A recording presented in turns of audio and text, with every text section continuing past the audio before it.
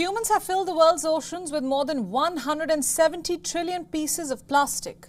The trillions of plastic particles, which the researchers refer to as plastic smog, weigh roughly 2.4 million metric tons and are doubling about every 6 years.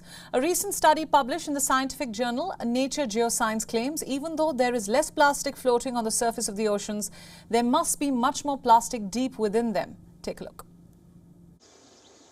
Plastic accumulating in our oceans and on our beaches has become a global crisis.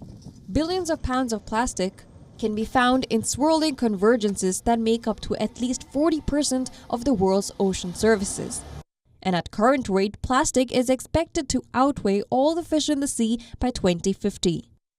The researchers estimate that about 500,000 metric tons of plastic end up in the ocean each year, with about half of them from land. And the other half comes from the fishing industry in the form of nets, ropes, buoys, and other equipment.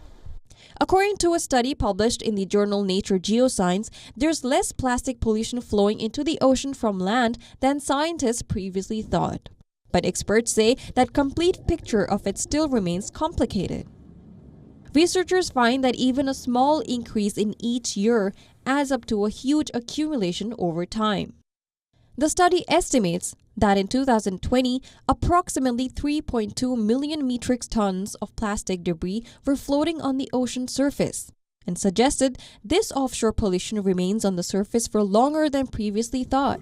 Experts further add that there's no way to collect the plastic without sweeping up and harming wildlife in the process. And humans continue to add more plastic all the time.